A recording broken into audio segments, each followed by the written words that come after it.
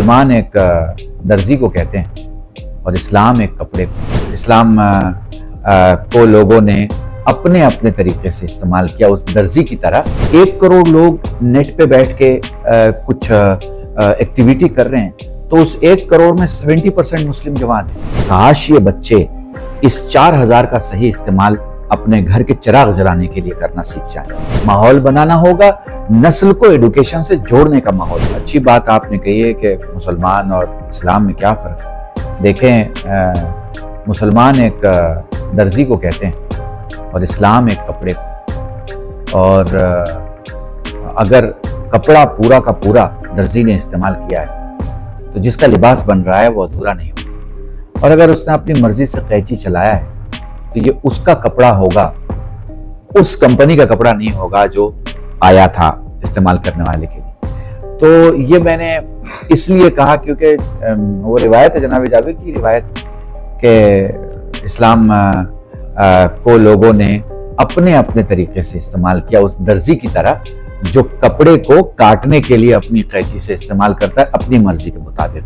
काश इस्लाम को इस्लाम के मानों में अगर मुसलमान इस्तेमाल करे तो फिर उसका भी किरदार वैसा ही हो जैसे हम अपने पूर्वजों के नामों को लेते हैं तो उन्हें अलैहिस्सलाम कहते हैं या उनके नामों के सामने झुक जाते हैं। तो जो सबसे पहला फर्क है मुसलमान और इस्लाम में वो यही है कि एक कानून है और एक कानून पे चलने वाला। तो जनरली क्या होता है कि कानून पे चलने वाला अगर अच्छा ना हो तो उसकी वजह से कानून बदनाम होता है। वेल, अब तो एजुकेशन बहुत आसान हो गया है, इसमें कोई शक नहीं कि मुस्लिम यूथ एजुकेशन से दूर है।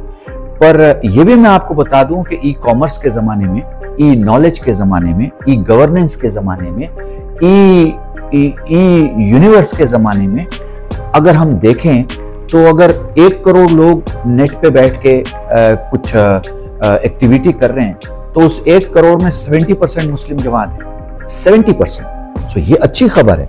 बट इन 70% को सही इंटरनेट का इस्तेमाल और इंटरनेट से सही फायदे कैसे लिए जाएं, कैसे आग से चिराग जलाया जाए ना कि मकान जलाया जाए, अगर ये हमें समझाना आ गया तो इसी तादाद का फायदा हम बहुत उठा सकते हैं। आपको बहुत तैज्जुब होगा, इस वक्त हिंदुस्तान में 70% जो लोग इंस्टाग्राम और जो यूथ को कनेक्ट करने की जितनी भी एप्स हैं उनका इस्तेमाल 70% झोपड़पट्टी के गरीब वो बच्चे करते हैं अपने मोबाइलों में, जिन्होंने 4,200 के मोबाइल खरीदे हुए होते हैं।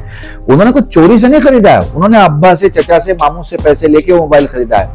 काश ये बच्चे इस 4000 का सही इस्तेमाल अपने घर के चिराग जलाने के लिए करना सीख जाए।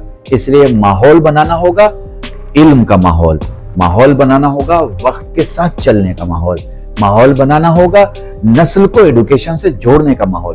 अगर ये माहौल बनाने में हम सब कामयाब रहे तो मुझे लगता है कि मुस्लिम आबादी को हम बहुत जल्दी इस अंधेरे कुएं से बाहर निकाल सकते हैं, चूंकि जो अहद है, ये जो वक्त है, ये जो जमाना है, वो उनको सपोर्ट कर रहा है। सब्सक्राइब करें आपका अपना चैनल न्यूज टाइम नेशन और हर खबर सबसे पहले पाने के लिए बेल आइकॉन जरूर दबाएं। और हाँ, खबरें पसंद आ जाएं तो लाइक और शेयर करना ना भूलें।